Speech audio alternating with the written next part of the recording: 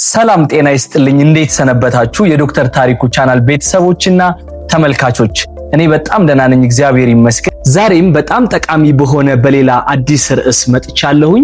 በጣም ብዙዎቻችሁ ስትጠይቁኝ የነበረውና እንድሰራላችሁ ከምትፈልጉት ርዕስ ነው ይዤላችሁ የመጣሁት። በዛሬው ቪዲዮ ሰውነታችሁ በተደጋጋሚ ብትበሉ እንኳን ኢቭን ውፍረት ያመጣል የሚባሉ ጀንክ ፉድ የምንላቸውን እንደ በርገር፣ ፒዛ፣ የተጠባበሱ ምግቦችን፣ ፋስት ፉድ የምንላቸውን ሁሉ ምግቦች ብትበሉ እንኳን ሰውነታችሁ የማይወፍር ምግብ አልጠጋለኝ የምትሉ ብዙ ሰዎች መወፈር ፈልጋለሁ ስትሉ ምግብ መብላት እንዳለባችሁ ቢነግሯችሁ እንኳን ከልክ በላይ እንኳን እየበላችሁ መወፈር ያልቻላችሁ ሰዎች ዛሬ ደርሼላችኋለሁኝ።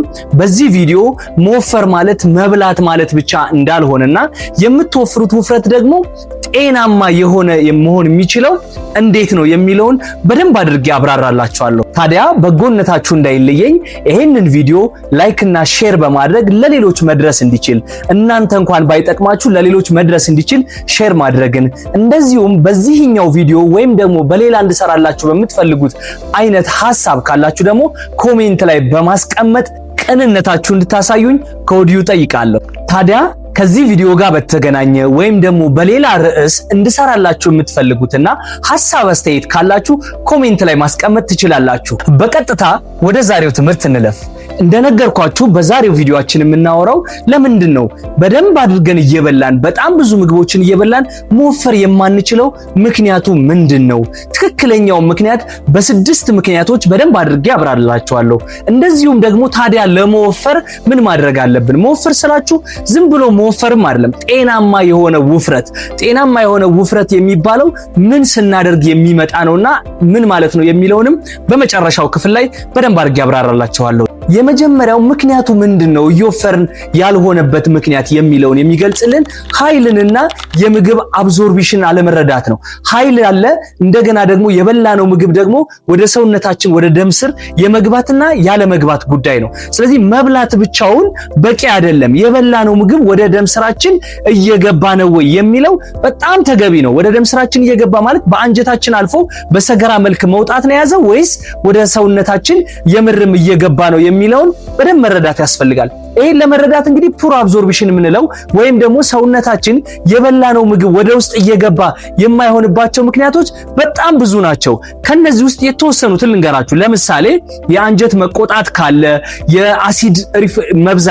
የአሲድ መብዛት ወይም መመንጨት ብዛት ካለ፣ እንደዚሁም ደግሞ የአንጀት ብግነት የሚያመጡ እንደ ክሮኒክ ጋስትራይትስ አይነት የአንጀት ብግነቶች ካሉ የጨጓራም ጨምሮ፣ በተደጋጋሚ ደግሞ ተቅማጥ የሚኖርብን ከሆነ ወይም ደግሞ ሰገራችን የሚላላ ከሆነ፣ የአንጀት ኢንፌክሽን ካለ፣ እነዚህ የምንበላው ምግብ ብንበላው እንኳን አብዞርብ እየተደረገ አይደለም። ወደ ሰውነታችን በአንጀታችን ማለፍ እንጂ ወደ ሰውነታችን እየገባ አይደለም። ጠቃሚ የሆኑት ንጥረ ነገሮች፣ ኃይል ሰጪ የሆኑት ንጥረ ነገሮች እየገቡ አይደለም ማለት ነው። ስለዚህ እነዚህ ችግሮች ካሉ ራሳችን ላይ ማየት ያስፈልጋል። ሌላኛው እንግዲህ በስነ ስርዓት ምግብ አብዞርብ እየሆነ ነው ወይስ አይደለም የሚለውን እንዴት እናውቃለን? ምግብ ወደ ሰውነታችን፣ ኃይል ወደ ሰውነታችን እየገባ ነው አይደለም የሚለውን አንደኛ የሆድ መነፋት በተደጋጋሚ በተለይ ምግብ ከበላን በኋላ ሆዳችን በጣም የሚነፋ ከሆነ፣ ሰገራ በጣም የላላ ወይም ወደ መቅጠን አይነት ባህሪ ካለው፣ ምግብ ከበላን በኋላ በጣም ድካም የሚሰማን ከሆነ፣ የቫይታሚን ዲ እጥረት አለባችሁ ተብለን ከሆነ ወይም ካለብን፣ እንደዚሁም ደግሞ ምግብ ከበላን በኋላ በጣም ድካም የሚሰማን አይነት ነገር ከሆነ ይሄ ምናልባት የምንበላው ምግብ እያባከነው ነው ማለት ይቻላል። ምክንያቱም ምግቡን እንበላዋለን፣ ነገር ግን ወደ ሰውነታችን ሳይገባ ወደ ምን ይፈለግበት ቦታ ሳይገባ በሰገራ መልክ እየወጣ ነው ማለት ነው። ስለዚህ እያለፈ እንጂ እየገባ አይደለም ማለት ነው። ስለዚህ እነዚህ ነገሮች ካሉ ሁሌም ማሰብ ያስፈልጋል። እነዚህ አሉብኝ የለብኝ የሚለውን ለእናንተ ተዋለሁ። እነዚህ ካሉ ግን አሁንም ቢሆን መወፈር ላይኖር ይችላል ማለት ነው። ሁለተኛው ለምንድን ነው እየወፈርን ያልሆነው? ምናልባት ሊሆን የሚችለው ፋስት ሜታቦሊዝም ነው። እንግዲህ ሜታቦሊዝም ማለት የሰውነታችን ምግብን ከተመገብን በኋላ ኃይልን የምንጠቀምበት ዑደት ነው። ሰውነታችን ኃይልን የሚጠቀምበት ዑደት ፕሮሰስ፣ ኬሚካል የሆነ ዑደት ሜታቦሊዝም ይባላል። ይሄ በጣም ፈጣን ከሆነ ስቶር ከማድረግ ይልቅ በተቃራኒው ፋስት በሆነ አይነት መንገድ የሚያቃጥለው በርን የሚያደርገው ከሆነ ይሄም ክብደታችንን ላለመጨመር በጣም ዋነኛ ምክንያት መሆን ይችላል። በጣም ብዙ ሰዎች እንደውም እዚህ ላይ ያላቸው ግንዛቤ ትክክል አይደለም። ይሄ ለውፍረት ላለመወፈር ምክንያት አይደለም ብለው የሚያስቡ ብዙ ሰዎች አሉ። ነገር ግን በስነ ስርዓት ካሰብነው የምንበላው ምግብ እየተቃጠለ ብቻ ስቶር የማይደረግ ከሆነ ቢውልድ የማናረግበት ጡንቻችንን ከሆነ እየተቃጠለ ብቻ የሚቀር ከሆነ ፋስት ሜታቦሊዝም በተለይ በፍጥነት የሚቃጠል ከሆነ ክብደት ልንጨምር አንችልም። ስለዚህ ሁሌም ክብደታችንን የምንጨምረው ቢውልድ ማድረግ በምንችልበት የሜታቦሊዝም ዑደት መሆን አለበት ማለት ነው። እንደዚህ አይነት ሰዎች በጣም ብዙ ጊዜ ምን አይነቶች መሰሏችሁ? በጣም በተደጋጋሚ ዝም ብለው ነው የሚበሉት ያገኙትን ምግብ ሚስ ያደርጋሉ። ጠዋት በልተው ማታ ላይ በሉ ይችላሉ። የሚበሏቸው ምግቦች ደግሞ በጣም በፕሮቲን ዝቅተኛ የሆኑ አይነት ምግቦች ናቸው።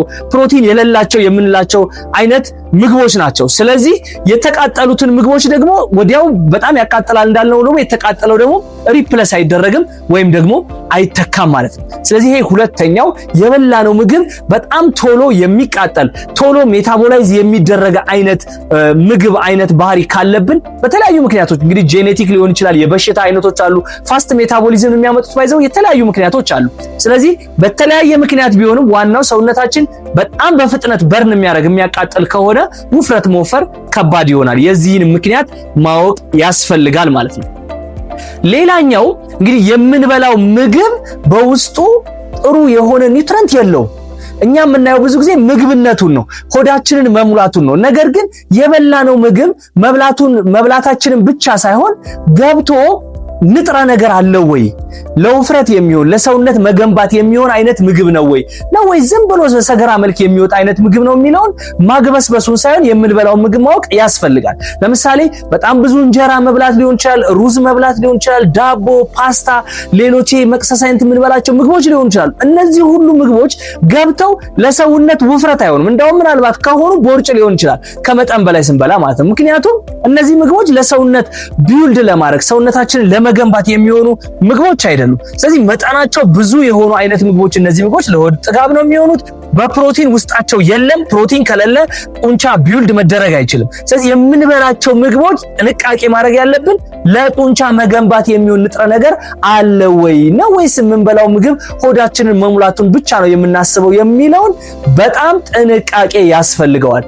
አራተኛው እንግዲህ የምንበላው ምግብ ፕሮቲን አለመኖሩ ነው። ስለዚህ ፕሮቲን በውስጡ የሌለው ምግብ የምንበላ ከሆነ ወይም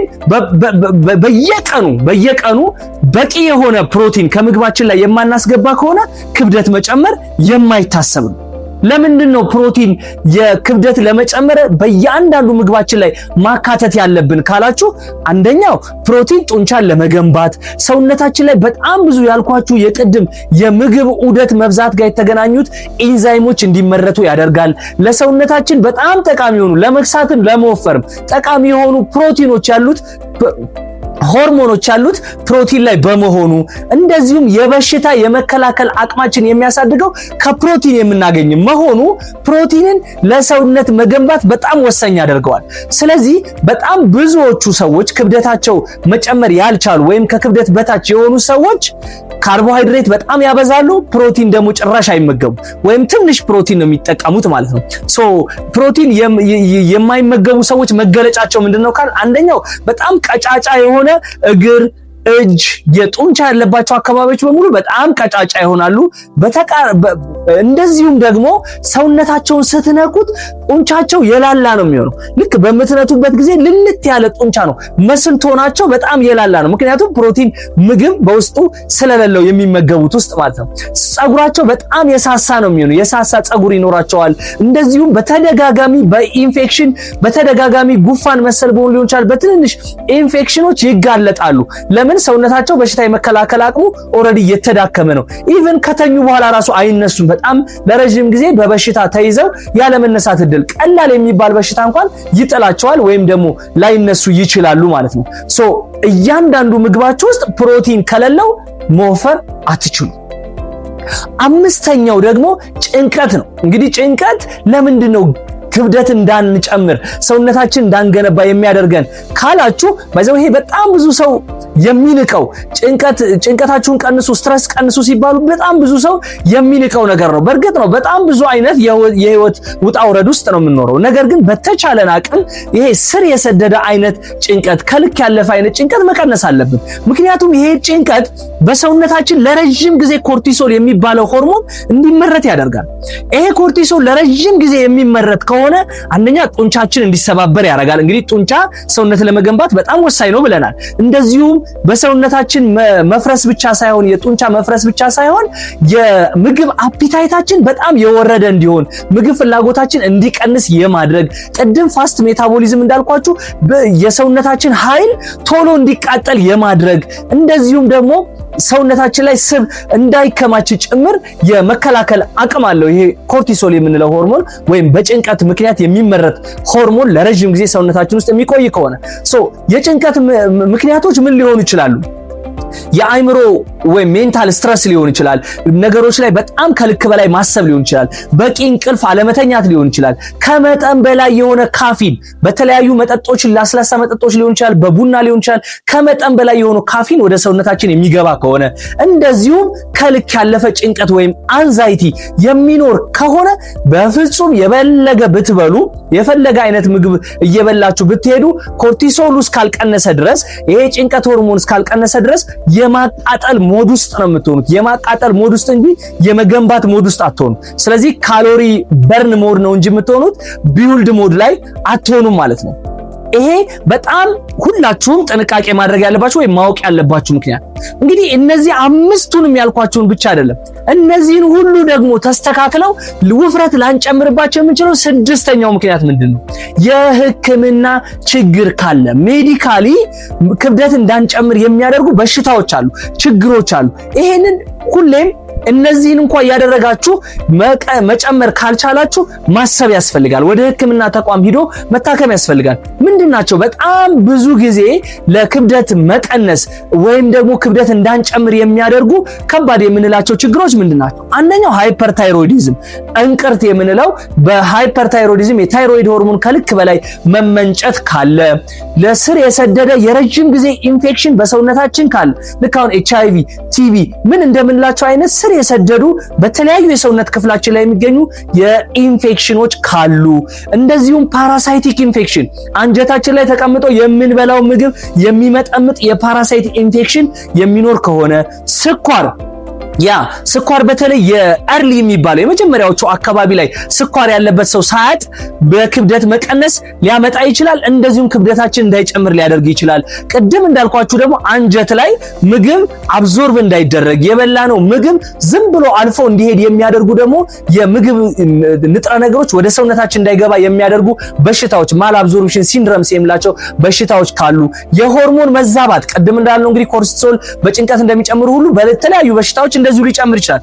የሆርሞን መዛባት የሚኖር ከሆነ እነዚህ የፈለገ ቅድም ያልኳችሁ አምስቱንም ነገሮች ብታስተካክሉ እንኳን ክብደታችሁን መጨመር አትችሉም፣ የፈለገ ብትበሉ ማለት ነው። ስለዚህ እነዚህን በሕክምና መታየት ወይም መታከም ያስፈልጋል ማለት ነው። ሌላው እንግዲህ የደውል ሰጪ የሚባሉት ክብደታችንን እየጨመረ ላለመሆኑ ወይም ደግሞ እነዚህ ቅድም ያልኳችሁ ችግሮች ስለመኖራቸው ማስጠንቀቂያ ሬድ ፍላግስ የምንላቸው ምንድናቸው የሚለውን እዚሁ ነግሬያችሁ ለፈ እነዚህ አሁን የነገርኳችሁ የሕክምና ሜዲካሊ ፕሮብሌም አለብኝ የለብኝም የሚለውን የምታውቁባቸው እንደ ፍንጭ ማለት ነው። እንደ ፍንጭ ሬድ ፍላግስ እንላቸዋለን። እንደ ፍንጭ ልንገራችሁ። አንደኛው ሳታስቡት ወይም ያልጠበቃችሁት አይነት ክብደት በፍጥነት መጨመር ካለ፣ የልብ ምታችሁ በጣም በተደጋጋሚ የሚጨምር ከሆነ፣ እጆቻችሁና እግሮቻችሁ በተለይ እጆቻችሁ የመንቀጥቀጥ አይነት ባህሪ ካለው፣ ሳትፈልጉት ሁሉ የሚንቀጠቀጥ ከሆነ፣ በተደጋጋሚ ማታ ሊሆን ይችላል፣ ቀን ሊሆን ይችላል፣ ከልክ ያለፈ ማላብ ነገር ካላችሁ፣ እንደዚሁም ለረጅም ጊዜ ምንድነው ምክንያቱ ብላችሁ ያላወቃችሁት ድካም ካለ ይሄ የሕክምና መታየትን ያስፈልጋል። ምግብን መቀየር ብቻ ሳይሆን በሕክምና በደንብ አድርጋችሁ መታየት ያስፈልጋል ማለት ነው። ክብደቴ ለምን እንደሆነ ባላወቅኩት ሁኔታ በፍጥነት እየጨመረ ነው፣ የምግብ ፍላጎቴ በጣም ተዘግቷል። አሁን ያልኳችሁ ምክንያቶች ካሉ በሕክምና መታየት ያስፈልጋል ማለት ነው። እንግዲህ ይሄንን ሁሉ የነገርኳችሁ ስድስቱ ያልወፈራችሁበት ምክንያት ነው። ጤናማ ውፍረት ታዲያ እንዴት ነው መወፈር የምንችለው? አለመወፈራችሁ ብቻ ሳይሆን እንዳትወፍሩ ያረጋችሁ ምክንያት ማወቅ ብቻ ሳይሆን ታዲያ እንዴት ነው መወፈር የምንችለው ካላችሁ መጀመሪያ ጤናማ ውፍረት መወፈር አለባችሁ። ውፍረት ማምጣት ብቻ ሳይሆን መወፈር ብቻ ሳይሆን ጤናማ የሆነ ውፍረት መሆን አለበት አይደል? በተለይ እነዚህ ጀንክ ፉድስ የምንላቸው ፋስት ፉድስ የምንላቸው የተጠባበሱ አይነት ምግቦችን የምትገመገቡ ከሆነ አንደኛ ውፍረታችሁ ጤናማ አይደለም። መጥፎ የሆነ ነገር ወደ ሰውነታችሁ እየገባ ስኳር በጣም እየጨመረ የሰውነት ብግነት በጣም እየጨመረ አፒታይታችሁ ራሱ የተዘበራረቀ የምግብ ፍላጎት እያላችሁ እንደዚሁም የፋት ስቶሬጅ እየጨመራችሁ እንዳውም ቀጭኑ ናችሁ ግን ቦርጭ ያላችሁ አይነት ሰዎች አላችሁ። እንደዛ ነው የሚያረጋችሁ። ስለዚህ የምትበሏቸው ምግቦች ምን አይነት መሆን አለባቸው? ጤናማ መሆን አለባቸው። ያ ሲሆን ነው የምትወፍሩት ውፍረት ጤናማ መሆን የሚችለው። ጤናማ ውፍረት እንዴት ነው ማምጣት የምንችለው ካላችሁ እነዚህን 6 ነገሮች በደንብ አዳምጡ። አንደኛው ምግብን ፈጽሞ መዝለል የለባችሁ። ኮንሲስተንትሊ ነው የምትበሉት። ምክንያቱም ለምሳሌ ጠዋት በልታችሁ ማታ ወይም ከመሸ በኋላ የምትበሉ ከሆነ ረጅም ሰዓት ሰውነታችሁ ምግብ ስላልበላ ስታገኙ በጣም ብዙ አይነት ምግብ አግበስብሳችሁ ልትበሉ ትችላላችሁ። ይሄ ለሰውነታችሁ በጣም መጥፎ ነው። ምክንያቱም አንድ የምትበሉት ምግብ ስቶር ነው እንጂ የሚያደርገው ሁሉንም ላያቃጥል ይችላል። መጀመሪያ ከነበረው ነገር ላይ ስለሚጠቀም ማለት ነው ሰውነታችሁ። ስለዚህ ኮንሲስተንትሊ ቁርስ፣ ምሳ፣ እራት ከሆነ በመካከል መቅሰሳ ካለ ጤናማ የሆኑ ምግቦችን ኮንሲስተንትሊ መብላት አለባችሁ እንጂ እየዘለላችሁ እያቋረጣችሁ መብላት አይኖርባችሁም። ሁለተኛ የምትበሉት ምግባችሁ ላይ እያንዳንዱ የምትበሉት ምግባችሁ ላይ ቁርስም ብሉ፣ ምሳም ብሉ፣ ራትም ብሉ ከምግቦቻችሁ ውስጥ ፕሮቲን መጥፋት የለበትም። የፕሮቲን ተዋጽኦ በፕሮቲን የበለጸጉ ምግቦቻችሁ ውስጥ መጥፋት የለበትም። ሌላኛው ጤናማ የሆነ ቅባት ነው። ቀደም እንግዲህ የተጠባበሱ ምግቦች እነዚህ ፈጣን የምንላቸው ምግቦች ጤናማ አይደሉም ብለናል። ጤናማ የምንላቸው ቅባት ምግቦች እንደ ሰሊጥ፣ ተልባ ሊሆን ይችላል፣ ኑግ፣ የእጽዋት ቅባቶች እንደ አቮካዶ ከፍሩት፣ እንደ ለውዝ ነትስ የምንላቸው አይነቶች እነዚህ ጤናማ የሚባሉ ቅባቶችን እንግዲህ ወደፊት በጣም በሰፊው በዚህ ላይ ሰራላችኋለሁ። እነዚህ ጤናማ የሚባሉት ቅባቶች ከምግባችሁ ውስጥ ማኖር ይኖርባቸዋል። ሌላኛው ኤክሰርሳይዝ ነው። አራተኛ ኤክሰርሳይዝ። እንግዲህ ኤክሰርሳይዝ የጥንካሬ ኤክሰርሳይዝ የሚለው ስትሬንግዝ ትሬኒንግ የምንለው አይነት ኤክሰርሳይዝ መስላችሁ ቢልድ መሆን አለበት። የምትበሉት ምግብ ወደ ጡንቻችሁ መምጣት እንዲችል ያማረና የተስተካከለ ሰውነት እንዲኖራችሁ ኤክሰርሳይዝ መስራት ያስፈልጋል። አምስተኛ ጤናማ የምንለው ቆንጆ እንቅልፍ መተኛት ነው። እንግዲህ ይሄንን ማታ ላይ ጥሩ የሆነ እንቅልፍ በተለይ የግሮዝ ሆርሞን የሚመነጭበት ሰዓት ነው። ስለዚህ ይሄ የእድገት የመገንባት ሆርሞን ስለሚመረት እሱን ማገዝ የሚችለው በቂ የሆነ እንቅልፍ ቢያንስ ከ7 እስከ 8 ሰዓት እንቅልፍ መተኛት ያስፈልጋል። ስድስተኛ ስትረስን ኮንትሮል ማድረግ። እንግዲህ ጭንቀታችሁን በተለያየ አይነት መንገድ ጭንቀትን ኮንትሮል ማድረጊያ መንገዶች አሉ። እዚህ ላይም ወደፊት ቪዲዮ ሰራላችኋለሁ። ጭንቀታችሁን ኮንትሮል ማድረግ አለባችሁ። ክብደትን መጨመር በነገራችን ላይ የሰውነት ተፈጥሯዊ የሆነ ሂደት እንጂ ባንዴ የሆነ በሱፐር ፓወር የሚመጣ ነገር አይደለም። ስለዚህ በጣም በአኗኗራችሁ ውስጥ ሁሌ የምታረጓቸው እነዚህን ተግባራቶች እነዚህ ባህሪያቶች ከሆኑ ክብደታችሁን በጤናማ ሁኔታ መጨመር ትችላላችሁ ማለት ነው። እንደ አጠቃላይ እንግዲህ ሰውነታችሁን መጨመር ማለት መብላት ማለት ብቻ እንዳልሆነ በደንብ የተገነዘባችሁ ይመስለኛል። ስህተታችሁንም አሁን ከነገርኳችሁ ውስጥ ያወጣችሁ ይመስለኛል። ሰውነታችሁ በቂ የሆነ ምግብ ወደ ውስጥ መግባት አለበት። አብዞርብሽን መኖር አለበት። ፕሮቲን በቂ ሁኔታ መኖር አለበት። ጭንቀት መቀነስ አለባችሁ። የክብደት መጨመሪያ የሚሆን ጡንቻን ለመገንባት ኤክሰርሳይዝ መስራት አለባችሁ። በቂ እንቅልፍ መተኛት አለባችሁ የሚለውን በደንብ ተረድታችኋል ብዬ አስባለሁ። ስለዚህ በቀጣይ አሁን ይሄ ቪዲዮ ከተመቻችሁ ላይክ፣ ሼር ማድረግና ሐሳብ አስተያየታችሁን ኮሜንት ላይ ማስቀመጥ እንዳትረሱ። በቀጣይ ደግሞ ይሄንን ክብደት ለመጨመር አሁን ባልኳችሁ መንገድ ክብደትን ለመጨመር የሚያስፈልጉ ምግቦች እቅድ የምግብ አዘገጃጀት እቅድ አዘጋጅልን ካላችሁ ኮሜንት ላይ በመግባት የቀጣይ የምግብ እቅድ የ7 ቀን ሳምፕል አድርጌ የቀጣይ የምግብ እቅድ አዘጋጅላችኋለሁ። ሌላኛው ደግሞ ምንድነው ለክብደት መጨመር የሚሆኑ ቤስት የሚባሉት ምግቦች ምንድናቸው? የምግብ ዝርዝራቸውን በእቅድ መልክ አዘጋጅላችሁ እንደገና በሌላ ኔክስት ቪዲዮ ደግሞ የቤስት የሚባሉት ለምግብ ክብደትን ለመጨመር ቤስት የሚባሉት በፕሮቲን ሊሆን ይችላል፣ በፋት ሊሆን ይችላል፣ በካርቦሃይድሬት ሊሆን ይችላል ክብደትን ለመጨመር በጣም ጥሩና ቤስት የሚባሉት የትኞቹ ናቸው የሚለውንም ኮሜንት ላይ ብትጠይቁኝ አሳውቃችኋለሁ። እንግዲህ እንደነገርኳችሁ በቅንነት ይሄ ቪዲዮ እያያችሁ ያላችሁ ሰዎች ለእናንተ እንኳን ባይጠቅም ለሌላ ወገን ሼር ማድረግ እናንተም ከተጠቀማችሁበት በኋላ በበጎነት ለሌሎች መድረስ እንዲችል እኔንም ማገዝ እንዲችል ሼር ማድረግ እንዳይረሳ። የኔ ቤተሰብ ካልሆናችሁ ሰብስክራይብ ማድረግ እንዳትረሱ። ስላዳመጣችሁኝ አመሰግናለሁ። መልካም ሳምንት ይሁንላችሁ።